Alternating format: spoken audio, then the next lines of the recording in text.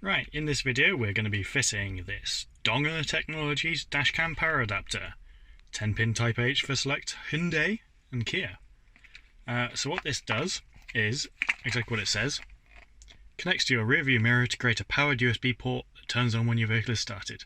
So instead of having to do this monstrosity of wiring, which I have intentionally not properly plugged in because this is going to be a short-term solution, and I just ran it through the drawer around to here for power.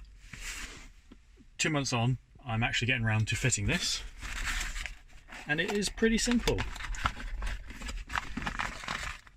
This works on Ioniq 5s and a bunch of other vehicles as well, but essentially it's just an intercept cable with a USB port connected to it.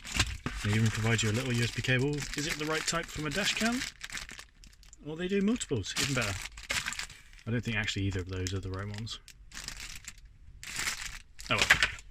So yeah, that will plug into here and power it, and behind here is where the power is. Yep, so unfortunately they give you a USB-C and a mini micro USB. My dash cam takes whatever the other one is, micro, mini, USB. So I'll have to go dig out a cable for that. I know I've got some somewhere, but it's not going to be the right length. I'll have to buy a little short one. And my one has a mount that goes in here and then it powers it through this.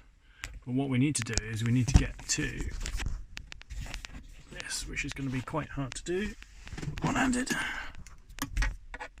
I was doing it on camera, so I'm going to put you down. So as you can see under here there is the power cable that runs, because this is powered. In fact, if I just turn this on, hello, you just turn this on, because then I need to put some light on. If I turn my lights on because it's clever enough. What are you doing, cat? Lights. Don't know why it didn't work before, but there you go. It's dimming. Unplug this.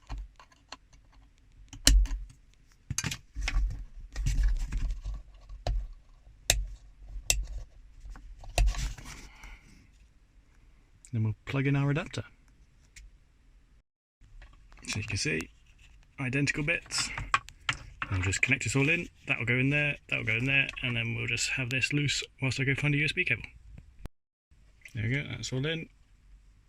And I'll put the cover back on and just tuck this out of the way somewhere. And then we're all good again. And there we go, so that's all plugged in. Focus. So now, if I just reach over here and try and turn this on, it should. Power on as normal. So we'll just tidy all this up and we're done. Right, and a few days later, just for completionist's sake, got the right angled mini USB connector to fit my specific one. I bought it angled the wrong way to start with, so if I can do this correctly. Can I do this correctly? No, it goes this way.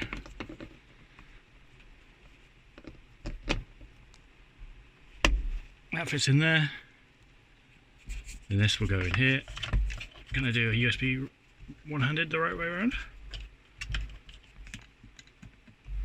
Whilst holding a camera.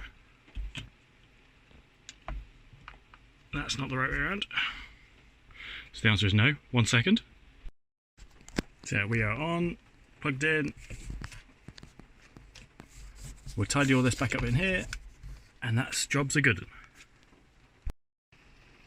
So yep, there it is. There's the power cable, tucks up there. In, like, it's very wet. I've got very wet hair. One Garmin, Nextbase G552W with the rear view camera module using Ioniq 5 Dashcam adapter.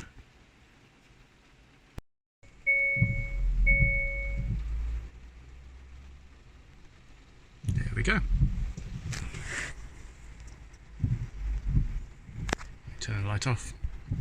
You can see view at the front, and then hello, view at the back.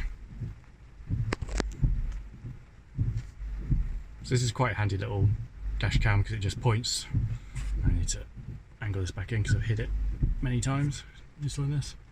So it just records through your back window rather than having to run a separate camera all the way around to the back. Obviously the flaw with this in the Ioniq 5 is there is no rear wiper, so yeah. But if you put the heated rear mirror on, it gets rid of that.